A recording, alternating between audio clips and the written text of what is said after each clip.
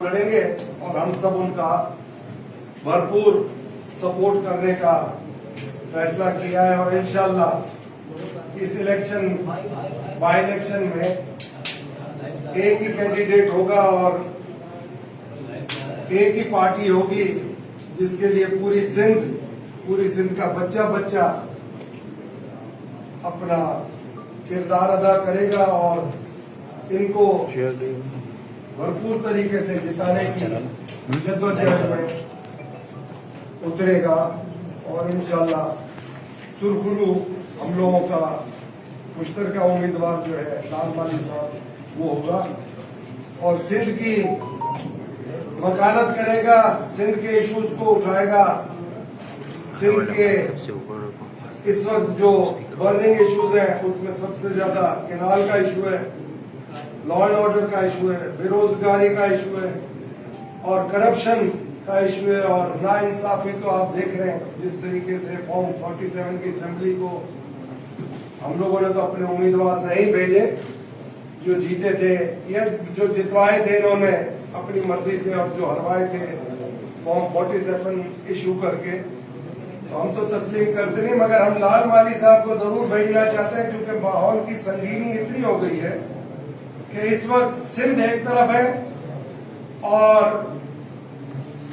खोटे सिक्के एक तरफ और खोटे सिक्कों को कोई भी तस्लीम नहीं करता न कबूल करता है, तो लिहाजा सिंध की आवाम इंशाल्लाह अपना फैसला देगी और इन खोटे सिक्कों की कहीं पे भी अब कबूलियत का वक्त नहीं होगा। उनको मंजिल जो उनकी असल है उधर तक पहुंचाने के लिए लाल माली साहब अपना किरदार अदा करेंगे इंशाल्लाह। दूसरा हम मुबारकबाद देना चाहते हैं कि मुर्तजा जतोई साहब 12 दिन की उनकी ख्वाहिश के मुताबिक सरकारी मेहमान बन के हमारे बीच में है और बाकी भी काफी इधर सरकारी मेहमान बनने के लिए तैयार भी थे।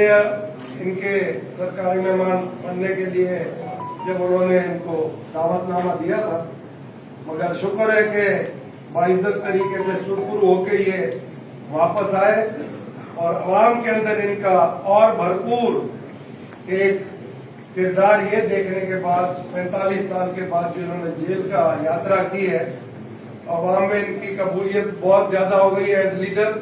तो इंशाल्लाह जीडीए के पास मुस्तकबिल के लिए भी एक लीडर अब वो है जो हम कह सकते हैं कि जेल याफ्ता है और बगैर गुनाह के। तो इंशाल्लाह हम लोग अपना किरदार अदा करते रहेंगे जो अपोजिशन का है और अवाम की आवाज बनते रहेंगे। अब किसी को पसंद हो या ना हो, पर ये हमारी भी मजबूरी है, अवाम की भी मजबूरी है कि हमारे साथ कंधे में कंधा मिला के आगे चलती रहे, मंजिल तक हमें अवाम के साथ पहुंचना है इंशाल्लाह।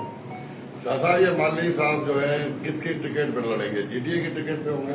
ये हमारे मुश्तरका अपोजिशन जितनी भी जमायतें हैं, सिंध बचाओ तहरीक, उनके ये नुमाइंदे जो अवाम की भी ये तहरीक है, तो ये अब अवामी नुमाइंदे हैं। इसका मतलब ये स्लोगन जो है दरिया बचाओ, साथ साथ जो है जमीनों के हवाले से भी ये स्लोगन सिंधु बचाओ तहरीक, सिंधु भाई सिंधु बचाओ तहरीक में सब कुछ आ गया, तो स्लोगन पे इलेक्शन लड़ेंगे। हाँ। और एक बात अगर आप इजाजत दें ये मैं कर दूं कि लाल माली साहब जीत कर हलफ उठा के पहला जो है करारदाद डालेंगे कि ये कैनाल के प्रोजेक्ट जो है रिजेक्ट किए जाएं और वापस किए जाएं। अच्छा, वैसे जनाब ये तो पीटीआई ऐलान भी कर चुकी है कौमी असेंबली में कि हम इसके खिलाफ रेजोल्यूशन ला रहे हैं और वो पीपल्स पार्टी के लिए इम्तिहान भी बन गया है। लेकिन पीपल्स पार्टी के जो रहनुमा है वो वक्तन ये कहते रहते हैं कि हमने जब कालाबाग डैम के खिलाफ आवाज उठाई तो पहले ये लोग थे, आप लोगों की तरफ उनका इशारा होता है कि जिन्होंने कालाबाग डैम की हिमायत की।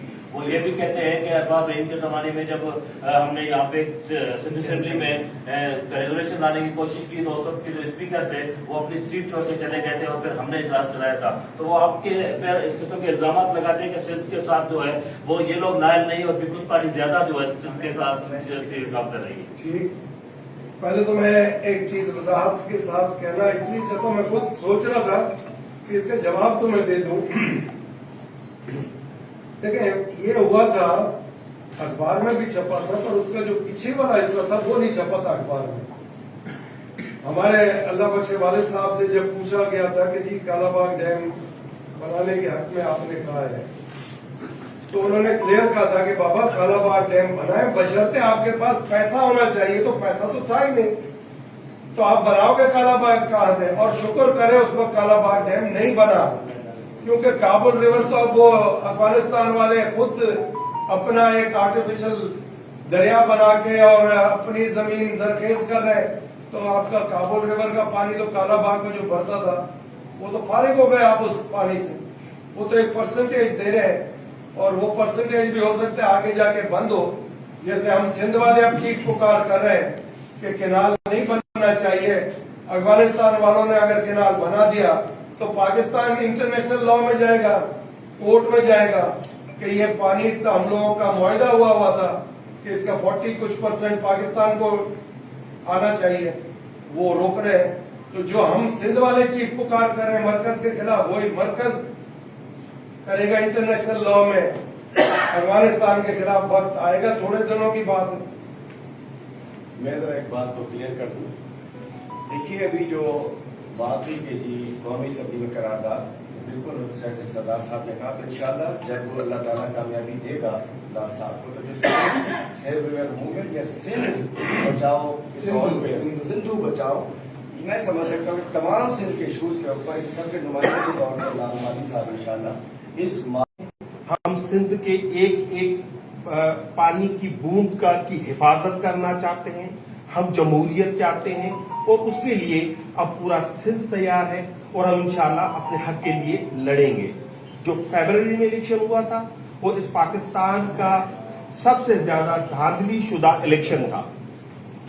इंशाल्लाह अब इस इलेक्शन में ना सिर्फ आवाम निकलकर जिस तरह दरिया की हिफाजत कर रहे हैं, इसी तरह वो बाहर निकलेंगे, वोट भी देंगे और अपने वोट की हिफाजत भी करेंगे। हमारे बहुत उम्मीदवार थे, मेजर शाहानी साहब और हमारे साहब रोज साहब, इन्होंने अपना डॉक्यूमेंट जमा कराए थे, ये माशाल्लाह हमारे साथ है। और मतलब 3 उम्मीदवार हमारे थे, चलिए सपोर्ट करें दोनों मेजर साहब और मेजर साहब। शाह साहब एक सवाल गुलाम नबी साहब भी थे, और वो अभी हम उसमें डिस्कशन करेंगे कि कब विड्रॉ करेंगे या नहीं। शाह साहब, ये जो हुकूमत इस वक्त मीशत की बहाली के दावे कर रही है, तो इस पे आपको कितना यकीन नजर आता है? क्योंकि मुख्य तौर पर IMF की तरफ से भी दोबारा डॉलर मिलने की बात की जा रही है, और दूसरा ये कि जो मौजूदा सेटअप है हुकूमत एस्टेब्लिशमेंट एक पेश पर बताए नजर आते हैं, तो मुस्तकबिल करीब में लगता नहीं कि कोई बड़ा उनको खतरा है, सेटअप इसी तरह चलता रहेगा।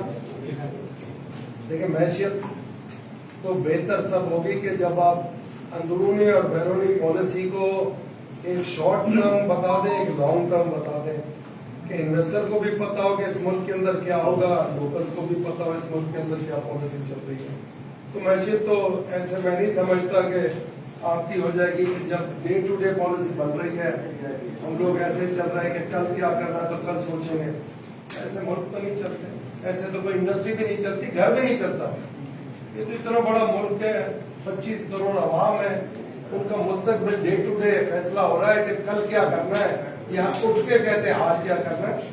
आप शॉर्ट टर्म और लॉन्ग टर्म 2 पॉलिसी देते हैं। इन्वेस्टर्स अपना सोच के आए, इधर के अगर आबादगार पानी बचा तो अपना सोच के काश्तकारी का सोचें, और जो बिजनेसमैन है इस वक्त एग्जिस्टिंग कारोबार में अपना सोच के बिजनेस करें, क्या एक्सपोर्ट कर सकते हैं, नहीं कर सकते, क्या लोकल कंजम्पशन है। तो इतनी बड़ी बात नहीं है। स्टॉक एक्सचेंज अगर चल रही है और रॉकेट की तरह उसके इंडिकेटर्स जा रहे हैं, अगर हकीकतन उसको देखने जाएंगे तो उसकी कोई आपकी इकोनॉमी पे असर नहीं पड़ता। और अब तो इंटरनेशनल मार्केट में भी कह रहे जी पाकिस्तान के जो स्टॉक एक्सचेंज के नंबर्स हैं उनको देख के तो ऐसे लगता है कि हम जन्नत की हवा खाने निकले, क्योंकि वो कभी भी धड़क तक तो नीचे आ जाते हैं, और जिस दिन क्रैश हो उस दिन काफी आपको पता चलेगा जख्मी इधर होंगे।